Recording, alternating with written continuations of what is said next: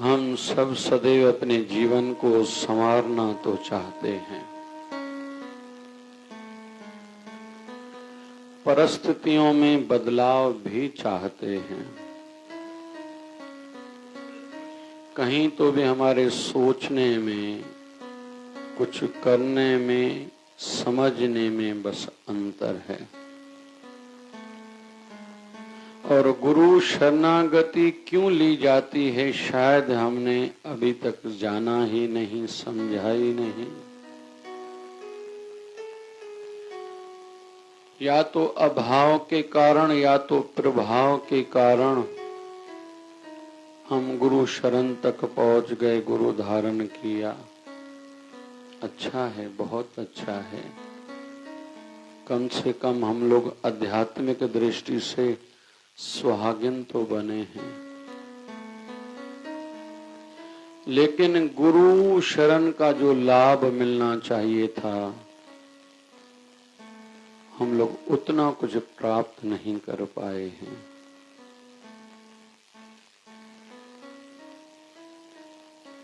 ये जन्म जन्म की एक यात्रा है। जिस भी दृष्टि से देखेंगे, हमारे सनातन धर्म की मान्यता है, हम कई जन्मों से भटकते हुए मनुष्य देह में आए हैं। चलो, जो हो गया सो हो गया। कम से कम आगे के लिए तो कुछ अच्छा सोचें, समझें और जल्दी से करने का प्रयास करें कि शेष जीवन जितना बचा है, हम ज्यादा से ज्यादा उस दिशा में कुछ आगे बढ़ पाएं।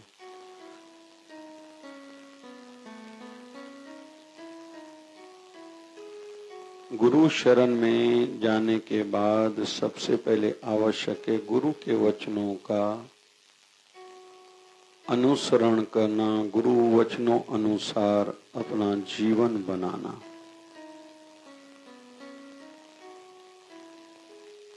कितना भी अंधेरा हो घर में, हम बाहर से आए, घर को बाहर से ताला लगा हुआ था, हमने खोला, अंदर गए तो अंधेरा था। और अंधेरे के कारण बहुत सी संभावनाएं होती हैं। हम लोग अंदर में प्रवेश करें, अपना ही घर है, कहीं ठोकर खा के गिर न जाए, कोई हड्डी न टूट जाए। और जिनको भी आंखों में मोतिया रहता है ना, वो मुंह के बल गिरते हैं। और आंखों की इंजरी, चोट लगने की संभावना उनको ज्यादा है जिनको मोतिया बिंदु हो चुका है, क्योंकि उनको रात को विशेष रूप में अंधेरे में दिखाई नहीं देता।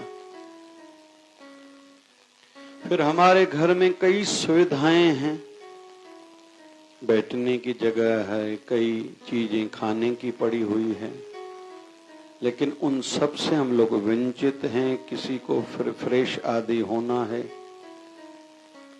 किसी को आराम करना है। इन सब सुविधाओं के होते हुए भी हम लोग इनसे वंचित हैं।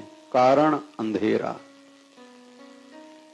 तो हम न रोएंगे, न शिकायत करेंगे, न पुलिस के पास जाएंगे कि मेरे घर में अंधेरा है, न पड़ोसियों को चिल्लाएंगे, न अपनों को शिकायत करेंगे। हम में से जो समझदार होगा केवल लाइट को ऑन करेगा, सभी समस्याएं खत्म, सभी झंझट खत्म, तकलीफें खत्म। वैसे ही जब गुरु का ज्ञान जीवन में आता है, हम लोग उस अनुसार जीवन बनाना प्रारंभ करते हैं। सभी झंझट खत्म। मैं गरीब हूँ, मुझे कोई पूछता नहीं है, मेरी शक्ल अच्छी नहीं, मैं कुरूप हूँ, मैं अनपढ़ हूँ, मैं ज्यादा कुछ जानता नहीं हूँ, मेरा बड़े लोगों के साथ संबंध नहीं है, मेरा जीवन साथी अच्छा नहीं है, मेरी संतान अच्छी नहीं निकली, मेरी बहू अच्छी नहीं, मेरी सासू माँ अच्छी नहीं। ये सब झंझट खत्म जब गुरु का ज्ञान जीवन में आ गया। फिर परिस्थितियों से तालमेल बिठाना हम लोग प्रारंभ करते हैं। हम में से हर कोई गुलाब के फूल की भांति खिलना तो चाहता है, महकना तो चाहता है, लेकिन गुलाब का फूल कांटों से तालमेल बिठा के कांटों की सेजा पर ही सदैव वास करता है। गुलाब का फूल किसी को शिकायत नहीं करता कि मेरा आसन कांटे हैं। वैसे ही जीवन में जब तक गुरु ज्ञान नहीं आएगा, हमारे जीवन से अज्ञान नहीं जाएगा। ये पूरे झंझट जितने भी हैं, मुझे इतनी प्रॉपर्टी इकट्ठी करनी है, मुझे ये अभी काम बाकी हैं, अभी मेरी आयु के थोड़े साल रहे तो और ज्यादा कमा लूं, ये करूं, क्योंकि हम खुद को शरीर मानते हैं, खुद को कर्ता भाव में मानते हैं। श्रीमद् भगवत गीता के अनुसार इसको कहा जाता है कर्ता भाव।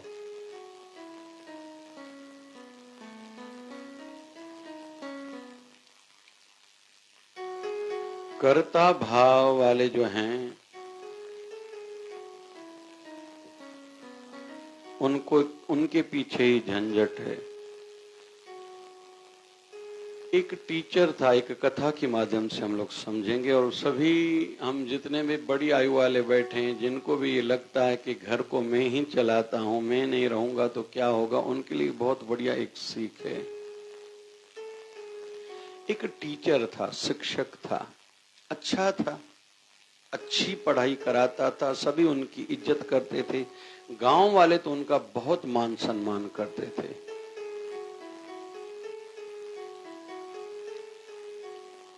पत्नी अच्छी थी, अच्छा स्वभाव था।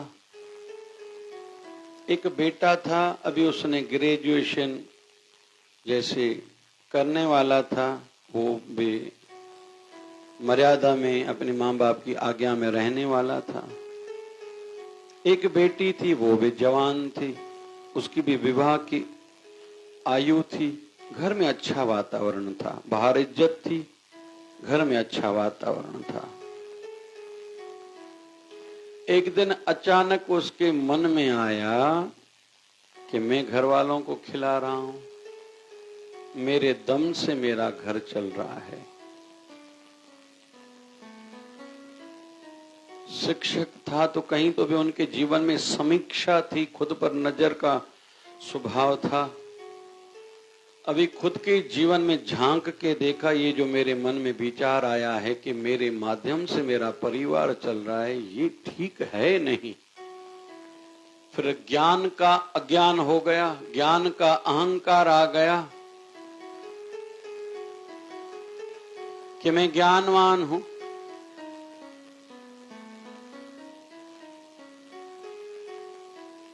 ज्ञान का अभिमान भी बहुतों को आता है और ज्ञान का अज्ञान भी रहता है। बहुत लोग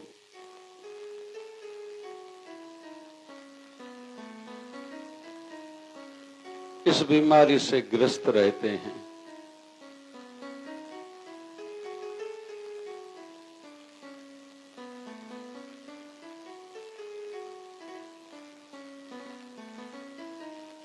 योगा युग उस गांव में एक साधु पुरुष आए।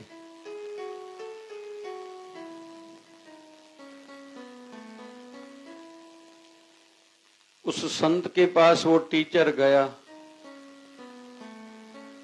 कहने लगा मैं टीचर हूं, शिक्षक हूं, बच्चों को पढ़ाता हूं, बच्चे मेरा मान सम्मान करते हैं, गांव में मेरी इज्जत बहुत है, परिवार का वातावरण भी बहुत अच्छा है, मैं संतुष्ट हूँ, जीवन साथी से संतुष्ट हूँ। लगभग आज की दुनिया में कोई जीवन साथी से संतुष्ट होता नहीं, लेकिन मैं सेटिस्फाई हूँ, संतुष्ट हूँ अपने जीवन साथी से।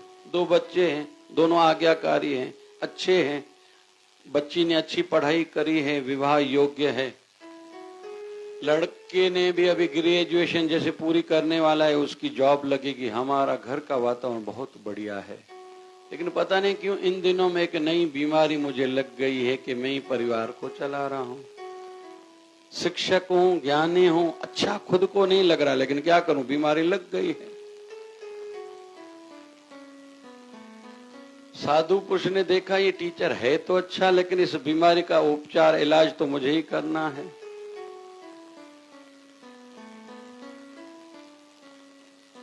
साधु पुरुष ने कहा कि मैं तुम्हारी बीमारी का कुछ भी उपचार बताऊं, करोगे? बोले हाँ पक्का करूंगा। बोले पक्का? बोले पक्का। बोले विश्वास है? बोले हाँ आप पर विश्वास है। वैसे गांव वालों से ज्यादा ज्ञानवान मैं हूं, क्योंकि मैं टीचर हूं। लगभग हर घर का एक बच्चा मुझसे पढ़ा हुआ है जो आज बड़ी आयु वाले हैं, उनमें से भी कई मेरे स्टूडेंट रहे हैं। इसलिए मुझे लगता है मैं इन सबसे ज्ञानी हूं, ज्यादा समझता है।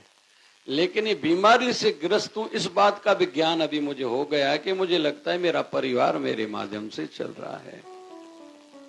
तो उस साधु पुरुष ने कहा आप ऐसा कीजिए,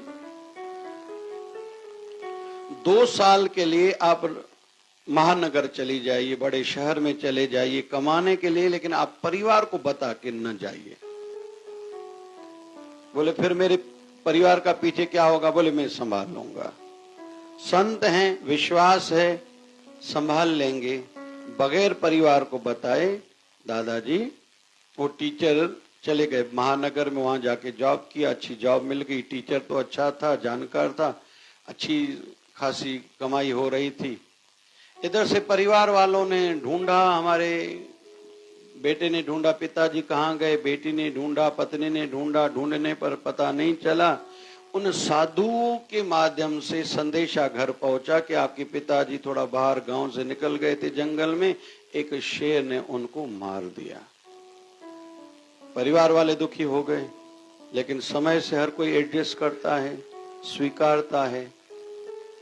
अभी गांव वालों ने देखा कि हमारे शिक्षक अच्छे थे, परिवार अच्छा है, तो उनकी उदर पूर्णा के लिए थोड़ी व्यवस्था पंचायत ने की, बच्ची की मंगनी कराई, विवाह गांव वालों ने करा दिया, और लड़के की भी पढ़ाई पूरी हुई। गांव वालों ने प्रयास किया, उनकी नौकरी लग गई। 2 साल के बाद वो टीचर लौटा घर। इसके मन में ऐसा था कि सभी घर वाले दुखी होंगे, पता नहीं मर न गए हों या रोते होंगे, खाते में होंगे या नहीं, क्योंकि उनको तो मैं कमा के खिलाता था। लेकिन जब वो घर आया, उस टीचर ने देखा क्या कि परिवार तो सुखी है। पता कि मेरी बेटी, बोले उसका विवाह अच्छे घर में हो गया, अच्छा खासा दहेज दिया गया, बहुत से लोग विवाह में थे, बारात में थे, और बहुत बढ़िया मान शान से आपकी बेटी का विवाह हुआ, खुशी हुई। बेटा, बोले वो तो नौकरी से लग गया है और पंचायत ने प्रयास करके उनको अच्छी नौकरी दिलाई है। बोले पत्नी, बोले वो भी खुश है। बोले कैसे? बोले अच्छी इनकम है बेटे की, बेटी अच्छे घर में विवाहित हुई है, कोई चिंता नहीं है। उस समय उसको एहसास हुआ, मुझे ही लग रहा था मैं परिवार को चला रहा था, और मेरे बाद क्या हुआ होगा इनका, मैंने तो अपनी आंखों से देख लिया, ये तो मुझसे भी अच्छा जीवन जी रहे हैं।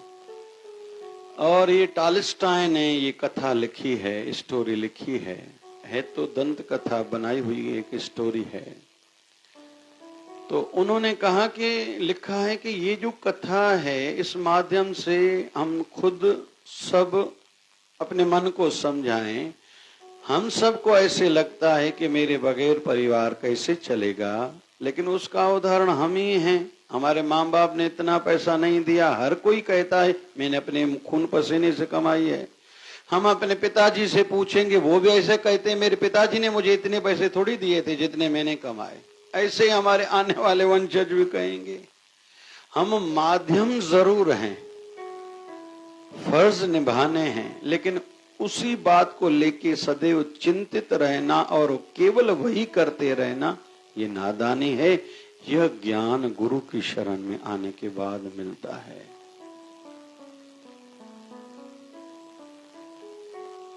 अरे भैया,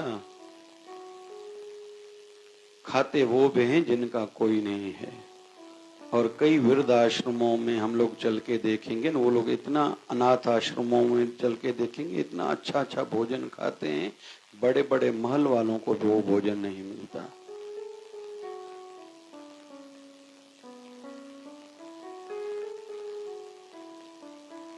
राजकोट में जब मैंने एक रात को सत्संग पूरा हुआ, भोजन खा के मैं बाहर टहल रहा था, कई साल पहले, ये 2014 की बात होनी चाहिए या 15 की होनी चाहिए। तो मैंने एक गाड़ी देखी, पूछा उनसे ये क्या है। मैंने कहा ये गाड़ी क्यों अलग लग रही है? बोले यहाँ राम रोटी लेके जाती। बोले, मैंने कहा ये राम रोटी क्या होती है? उन्होंने बताया कि जिस भी घर में कोई मांगलिक कार्य है, विवाह है, किसी का बच्चे का जन्म हुआ, मंगनी हुई आदि, वास्तु किसी घर का है, तो वहां नाम लिखा के आते हैं, घर में रोटी तैयार करते हैं, ये गाड़ी लेके जाती है और गरीब एरियाओं में जाके बांटती है, या किसी की पुण्यतिथि रहती है। तो मैं वहां से प्रभावित हुआ था।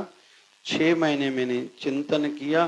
फिर 29 नवंबर 2015 को हमने शिवधारा राम रोटी शुरू की, जो प्रभु दया से एक दिन के खाड़े बगैर ही, एक दिन का भी खाड़ा नहीं हुआ है, निरंतर हमारे शिवधारा राम रोटी की सेवा चल रही है। तो जब मैं उसकी जानकारी ले रहा था, तो उस संस्था के नजदीक में कोई था, उन्होंने बताया कि हमारे यहाँ कुछ ऐसे एरियाज हैं जहाँ बहुत गरीब बेचारे रहते हैं, जिनको खाने को नहीं मिलता। तो देने वाले तो बहुत रहते हैं, लेकिन जिसने भी थोड़ी देने में देरी की, रोटी बनाने में किसी ने देरी की, तो गाड़ी जब जाती है उनकी एरिया में, वो लोग पूछते हैं कौन सा आइटम लाए हो, क्योंकि हमने पहले इतनी रोटी खा ली, बहुत बचा, बहुत बढ़िया आइटम होगा तो हम सोचेंगे कि आपसे भोजन लें क्या, नहीं तो नहीं लेंगे।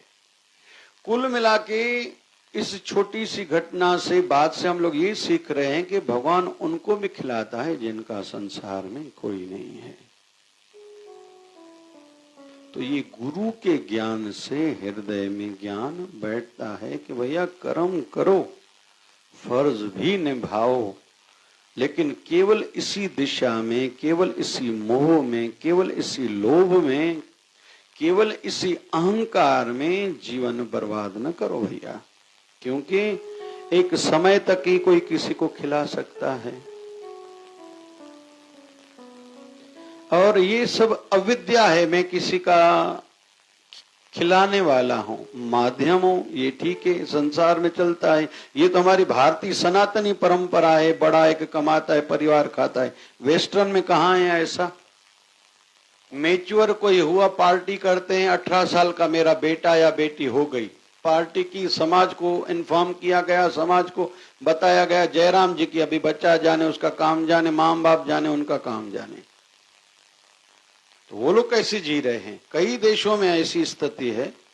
और ये केवल हमारे इस एशिया के टुकड़े में थोड़ी परंपरा है, परिवारवाद करके रहते हैं। हमारा भारत हो, हमारा पाकिस्तान हो, पड़ोसी देश, थोड़ा बांग्लादेश को देखें हम लोग, थोड़ा श्रीलंका को देखें, थोड़ा नेपाल को देखें, रेस्ट ऑफ यूरोप कंट्रीज ऐसे थोड़े रहते हैं परिवारवाद की तरह, जैसे हम लोग रहते हैं, साथ में रहते हैं, साथ में भोजन खाते हैं, एक दूसरे का दुख बांटते हैं, पूछते हैं आज क्यों उदास उदास लग रहे हो। वहां कोई किसी से बात ही नहीं करता। और थोड़ा झलक देखनी है तो मुंबई में जाके देखें, विशेष तौर पर वीटी स्टेशन पर कितनी भाग दौड़ है, हजारों लाखों लोग आंखों के सामने गुजर जाते, कोई किसी की ओर देखता तक नहीं है।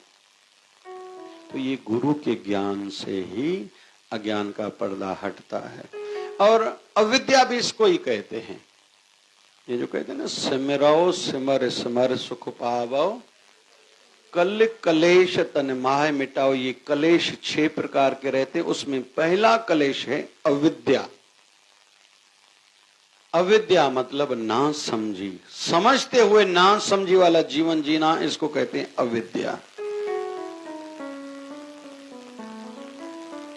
गुरु के ज्ञान से ये अविद्या मिटती। अविद्या का एक शब्दावली में अर्थ ये न देखें कि जिन्होंने विद्या प्राप्त नहीं की, अनपढ़ है, नहीं। अविद्या का अर्थ है जो समझदार होते हुए बिना समझे के काम करे।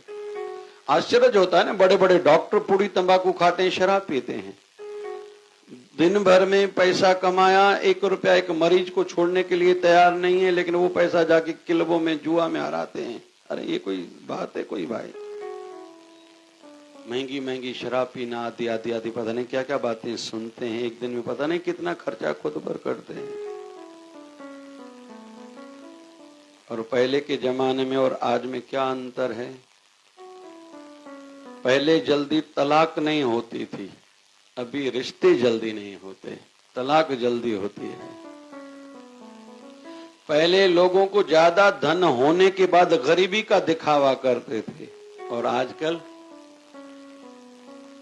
पैसा नहीं है फिर भी पैसे का दिखावा बहुत करना है, और उसी के कारण हर कोई चिंतित रहता है, ये पैसे चुकाऊंगा कैसे, कहां से आएगा पैसा। इसी को ही अविद्या कहते हैं, और ये गुरु के ज्ञान से अविद्या मिटेगी।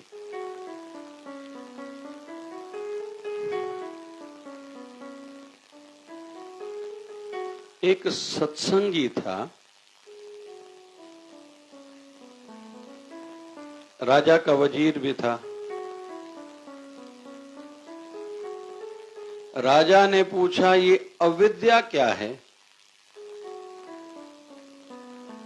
तो उसने कहा, मुझे कुछ दिन चाहिए, मैं बताऊंगा अविद्या किसको कहते हैं। ये मोची के पास गया, मोची को कहा, बहुत बढ़िया जुत्ती बना के दो। मोची ने जुत्ती बना के दी, बोले उसमें हीरे भी लगाओ, एक सबसे अलग दिखनी चाहिए जुत्ती, वैसी जुत्ती बनाओ, पैसे मैं दूंगा। उसने बनाई, उसको कहा कि मैं राजा का आदमी हूं, पता है? बोले हाँ। बोले किसी को बताना नहीं, बताया तो राजा को कहे कि तुम्हें फांसी पर चढ़ाएंगे, किसी को बताना नहीं। बोले नहीं बताऊंगा। अभी जुत्ती तैयार हो गई, वहां से लेके चला। एक जुत्ती किसी धर्मशाला में एक मंदिर था, मंदिर के बाहर रख ली, और दूसरी जुत्ती एक दूसरे वजीर के घर में जाके रखी, वो इसके नजदीक वाला था, और रात को रखाई गई। सवेरे ही जो लोग मंदिर की और उस धर्मशाला में जा रहे थे तो देखा एक अलग प्रकार की जुत्ती है।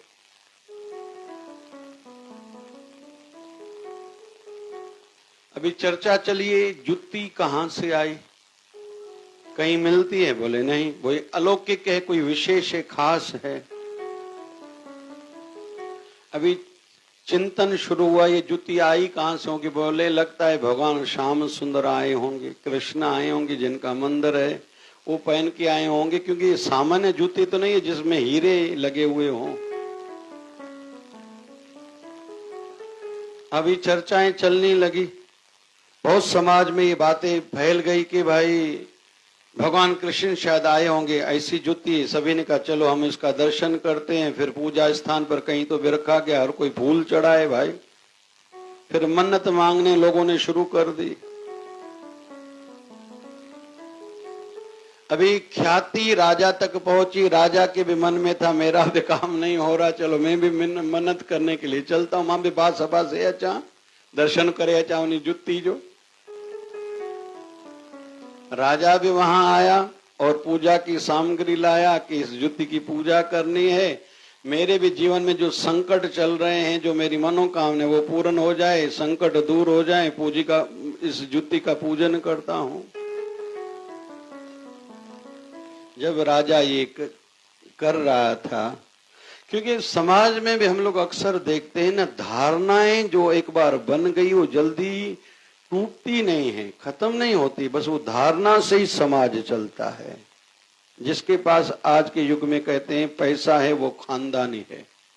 पहले के जमाने में खानदानी कोई व्यक्ति है, खानदानी परिवार से कोई बच्ची लड़की है, उसको इस दृष्टि से, इस चश्मे से नहीं देखा जाता था। अभी आजकल जिनके पास पैसा है वो खानदानी है। अरे शिष्टाचार हो, कुछ संस्कार हो, बोले ये पढ़ा लिखा है तो क्या करेंगे पढ़े लिखे को भाई। तो समाज में बस धारणा बन गई है। अंग्रेजों ने एक धारणा बनाई थी लगभग 100 साल पहले, और मैकोले से जब इंग्लैंड की सांसद में पूछा गया था, जब वो कई सालों तक यहाँ भारत में रहा, भारत का भ्रमण किया, भारत को जांचा, देखा, समझा, जब इंग्लैंड की संसद में मैकोले ने जाके ये बयान दिया था, बोले भारत को आप गुलाम नहीं बना सकते। बोले क्यों? बोले भारत के लोग गुरुकुल से जुड़े हुए हैं, बेसिक संस्कार उनके अच्छे हैं। फिर वहां से ऑर्डर पास हुआ 1935 में कि भाई गुरुकुल पर बैन हो जाए। बोले फिर पढ़ाई का क्या करेंगे? बोले मोंटेसरी स्कूल की स्थापना करो और सर्टिफिकेट बाद लाओ। तो मैकोले से इंग्लैंड में संसद भवन में पूछा गया था कि इसका लाभ कब होगा। लग तो नहीं रहा, ये भारतीय तो गुरुकुलों पर विश्वास करते हैं। बोले नहीं, 100 साल लगेंगे, लगभग 100 साल के बाद ये भारत सच में सदा के लिए हमारा गुलाम हो जाएगा। और वो सच हुआ। अभी दिखाई देता है कि जिसको अंग्रेजी आती है वो समझदार हैं। लेकिन फिर हमारे सामने ही उदाहरण है, पढ़े लिखे बच्चे जितने भी हैं, जो भी बेंगलोर में जॉब कर रहे हैं, भली पति पत्नी इंजीनियरिंग पास है, एमबीए किया है, सीए किया है, जो भी बच्चे रहते हैं, पूना में रह रहे, मुंबई में रह रहे, विदेश में रह रहे, उनकी इच्छा ऐसी है कि हम जो घर लें ना, हमारा जो अनपढ़ पिताजी गांव में रहता है वो पैसा देगा तभी हम ले सकते, नहीं तो नहीं ले पाएंगे। आज के युग में भी हम लोग देख रहे हैं कि अनपढ़ जितना पढ़े लिखों से काम ज्यादा कर रहे हैं, उनको समझ में ही नहीं आ रहा। हालांकि अंदर में उनको समझता है, हम पढ़े लिखे होते हुए भी उतने काम के नहीं है। नाम तो है बड़ी कंपनी में जॉब है, नाम तो है इतने लाखों का पैकेज है, नाम तो है बड़े नगर में रहते हैं, कपड़े बहुत बढ़िया पहनते हैं, लेकिन प्रैक्टिकल करके देखें अपने अनपढ़ पिता से वो पीछे हैं। अनपढ़ उनका अगर भाई है तो उनसे वो पैसे कम बचाते हैं। लेकिन समाज में एक धारणा चली है, अरे भैया हम लोग घर में मांगलिक कार्य होता था तो अपने हाथ से रोटी खिलाते थे जमीन पर बिठा के। मुझे अच्छा लगा, ये अंबानी परिवार के बेटे की जब शादी हुई, उन्होंने एक टाइम का जो भोजन अपने गांव में रखा। जब हम लोग चलते हैं जूनागढ़, फिर जूनागढ़ से हम लोग निकलते हैं सोमनाथ के लिए, तो वहां रास्ते में उनका गांव पड़ता है। वैसे अंदर है, थोड़ा रोड से, मेन रोड से थोड़ा अंदर है। गांव में जब गांव वालों के लिए उन्होंने भोजन किया तो अंबानी परिवार के मुखिया लोगों ने खुद अपने हाथों से रोटी बांटी थी। बाकी भले बिल गेट आया, ये आया, वो आया, बड़ी बड़ी दुनिया की हस्ती आई, उनको थोड़ी अपने हाथों से खिलाया। ये अच्छा लगा, ये जो उनका बेसिक संस्कार था, मूल पारिवारिक संस्कार थे, ये मुझे बहुत अच्छा लगा था। और ये वीडियो भी वायरल हुआ था और इलेक्ट्रॉनिक्स मीडिया में भी बताया गया था। तो समाज में धारणा से लोग जीते हैं, विवेक से नहीं जीते। गुरु ज्ञान से विवेक जगता है। अरे भैया आंखें खोल के चलो, दूसरे क्या करते इसमें तेरा लेना देना क्या भाई? तुम्हें क्या करना चाहिए मैं बताता हूं तो तुम वैसा करो ना भाई। गुरु कहता है मैं करता हूं, तुम्हें करना पड़ेगा। मैं जो करता हूं तुम वो करो। जब महात्मा गांधी जी से पूछा गया था हम क्या करें, आप कहो, महात्मा गांधी ने कहा नहीं, my life is my message. मैंने जैसा जीवन जिया है तुम लोग भी वैसा जीवन जियो। महात्मा गांधी के जीवन में प्राकृतिक चिकित्सा को, नेचुरोपैथी को बहुत प्रधानता थी। उपचार, इलाज और आहार नेचुरोपैथी के आधार पर हो। अच्छा जीवन जिए थे। फिर महात्मा गांधी की दूसरी धारणा थी खुद पर खर्चा नहीं करो, आप भी वैसा करो। महात्मा गांधी की धारणा थी नमक तक अगर गरीबों को नहीं मिल रहा इसको बड़ा इशू मानो, इसको बड़ा विषय मानो, उसके लिए प्रयास करो, तत्पर रहो। ऐसा किया। फिर धर्मपत्नी की स्वास्थ्य अच्छी नहीं है। हमारे वर्धा में जब आके रहे थे, 10 साल रहे थे महात्मा गांधी, धर्मपत्नी की स्वास्थ्य अच्छी नहीं है। आजादी का आंदोलन बढ़ गया है, चरम सीमा पर है। अभी क्या किया जाए? और यहां तक कि सभी लोग मिलने के लिए वहां आते थे। तो महात्मा गांधी की पत्नी की, वो अपनी पत्नी की सेवा अपने हाथों से करते थे, स्नान कराना, शरीर को धोना, आदि आदि आदि। तो आज तक हम लोग उस कमरे में चल के देखेंगे पर्दा लगा हुआ है। महात्मा गांधी से कोई मिलने आता था, सबको किसी को कहते थे कहो भैया। बोले कैसे कहें? क्योंकि लग रहा है आप अपनी पत्नी की शरीर की सेवा में हो। बोले मैं सेवा कर रहा हूं हाथों से, सुनूंगा कानों से, सोचूंगा दिमाग से, आपको मुझे जो कहना है कहूंगा जुबान से। आप अपना काम करो, मुझे अपना भी काम करने दो। मैं राष्ट्र की सेवा भी करना चाहता हूं, लेकिन परिवार का फर्ज भी निभाना चाहता हूं। और ऐसा होता रहा, 10 सालों तक होता रहा। विदेश से लोग आते थे, वहां ठहराते थे महात्मा गांधी, लेकिन वहां का जो वातावरण था, एटमॉस्फेयर रहने का था, सब प्राकृतिक था। कोई बंगले नहीं बनाए हुए। हॉटलाइन, जबकि अभी तक वो फोन पड़ी हुई है, उस समय हॉटलाइन दिल्ली की थी। बड़ी बड़ी बातों में, बड़े बड़े विषयों में भी महात्मा गांधी जी थे, लेकिन बेसिक जो मूल अपना आचरण था, एक केवल लंगोट पहना, एक लकड़ी हाथ में, जूता प्राकृतिक तौर पर अपनी चिकित्सा करना, वैसा आहार खाना और समय का बहुत सदुपयोग करना। कितनी चिट्ठियां लिखते थे महात्मा गांधी, मतलब कितना नहीं समय देते थे। तो कुल मिला के कहने का अर्थ यह है कि विवेक जब जगता है ना, हम लोग अलग दृष्टि से सोचते हैं। और हमारा गुरु महाराज जो जहां भी जुड़ा हुआ है, वो गुरु ही उसका आदर्श होना चाहिए। वो जो कर रहे हैं आप भी करो ना भैया, फिर गुरु धारण नहीं तो क्यों किया। तो जब राजा पूजा कर रहा था तो वो सत्संगी शिष्य आया, राजा का नजदीकी था। वो दूसरे जो मंत्री के घर दूसरा जूता रखा था वो लेके आया। बोले आप किसकी पूजा करें? बोले ये लग रहा है भगवान का जूता है। तो उसने ये जूता वो भी सामने रखा। बोला ये तो दोनों तो एक जैसे लग रहे हैं।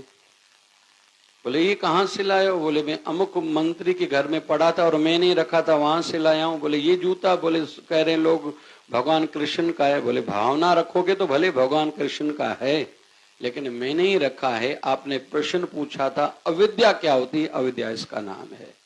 जो दूसरे कर रहे हैं मुझे वही करना है, इसका नाम अविद्या है। सोचना नहीं है, समझना नहीं है, विवेक से काम नहीं लेना, बस इसका नाम ही अविद्या है। तो आज के सत्संग का बिंदु था गुरु ज्ञान का प्रसाद जिसको भी मिलता है।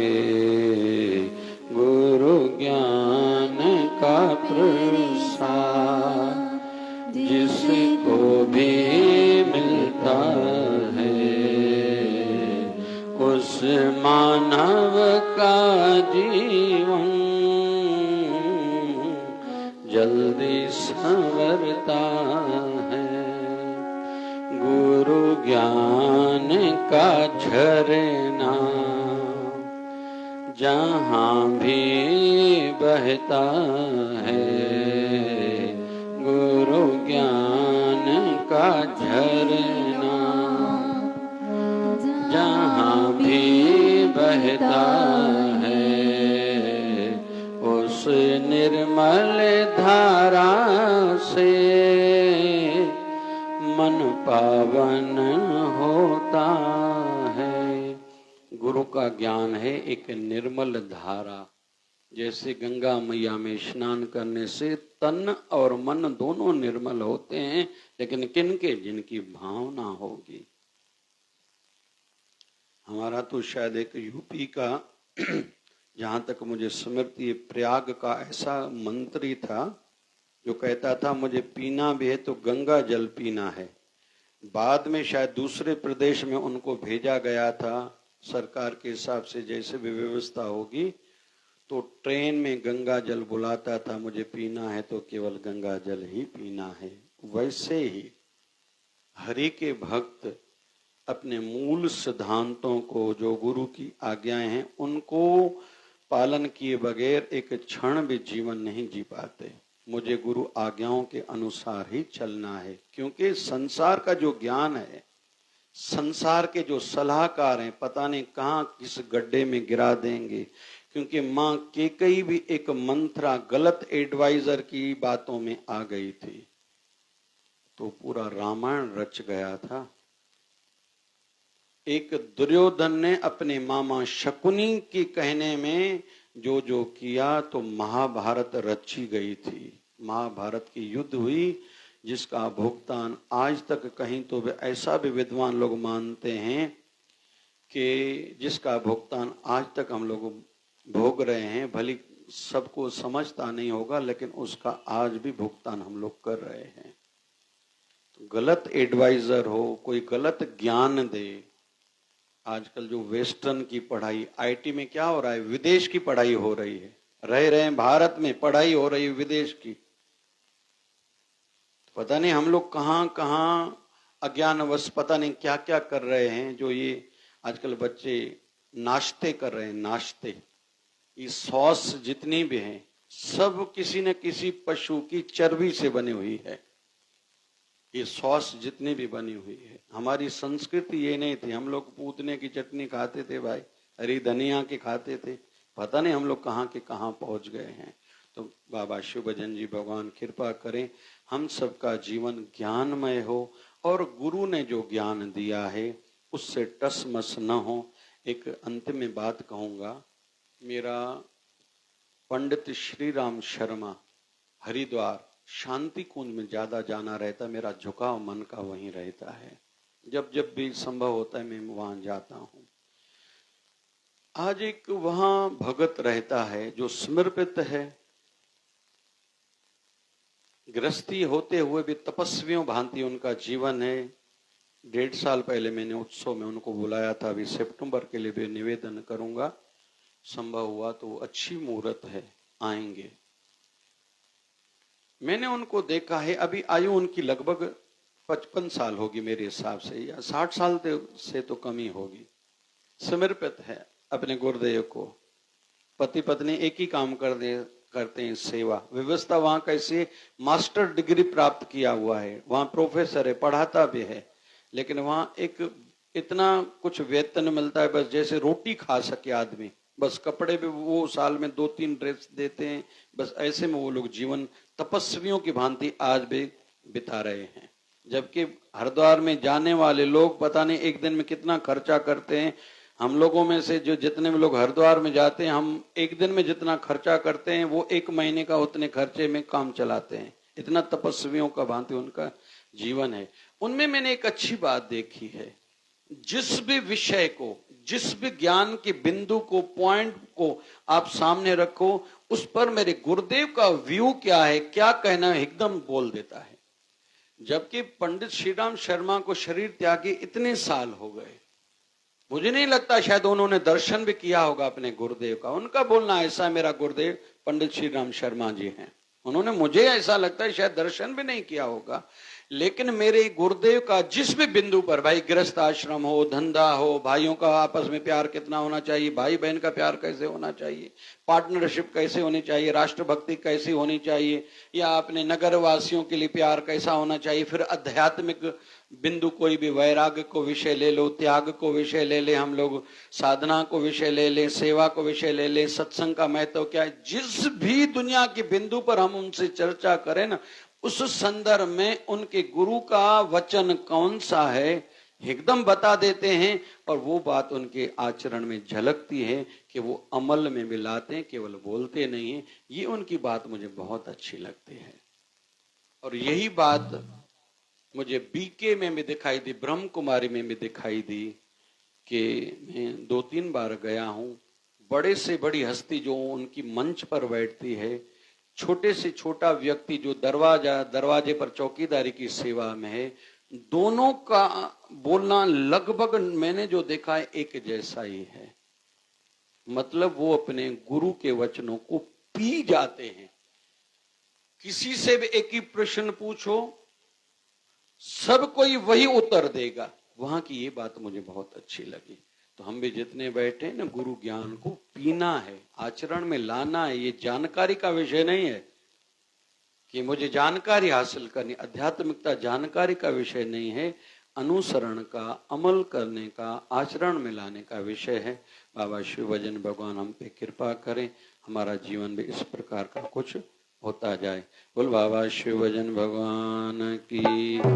बाबा शिव भजन है मेरा भगवन, बाबा शिव भजन है मेरा भगवन, करनो में है मेरा नमन, बाबा शिव भजन, बाबा शिव भजन, शिव भजन, बाबा शिव भजन। मेरी श्रद्धा है, मेरी आस्था है, मेरी श्रद्धा है, मेरी श्रद्धा है, मेरी आस्था है, मेरे दिल की लगी है उनसे लगन, मेरे दिल की लगी है उनसे लगन। बाबा शिव भजन, बाबा शिव भजन, बाबा शिव भजन, बाबा शिव भजन। समझना दान है तेरा सतदास, ना समझना दान, ना समझना दान है तेरा सतदास। ऐसी कृपा करो करो सेवा सिमरन, ऐसी कृपा करो करो सेवा सिमरन। बाबा शिव भजन, बाबा शिव भजन, बाबा शिव भजन, बाबा शिव भजन। कर्मों से मुझको बचाया, पापों से बुरे कर्मों से मुझको बचाया। मिठाई सारी उलझन, मन की मिठाई सारी उलझन। शिव भजन बाबा शिव भजन, बाबा शिव भजन, बाबा शिव भजन। आया आया झूलेलाल जी, आया आया झूलेलाल जी। आएगा लड़ जो आसरो, झूले झूले झूले झूले झूलेलाल। आयो आयो आयो आयो आयो झूले झूले झूले झूले झूलेलाल। आयो आयो आयो आयो आयो। हरे रामा राम राम हरे हरे, हरे रामा राम राम हरे हरे। हरे कृष्णा कृष्णा कृष्णा हरे हरे, हरे कृष्णा कृष्णा कृष्णा हरे हरे। हे पूर्ण परमात्मा पापों का कर खात्मा, हे पूर्ण परमात्मा पापों का कर खात्मा। शिव बने धर्मात्मा हम सब तेरी आत्मा। हरा प्यारा शिव धारा, लालित प्यारा शिव धारा, शिव की धारा शिव धारा। हरा प्यारा शिव धारा, हरा प्यारा शिव धारा। हरे सद्गुरु स्वामी शिव भजन जी महाराज की। बोलिए शिव धारा वाले साहिब की जय। जय शिव धारा।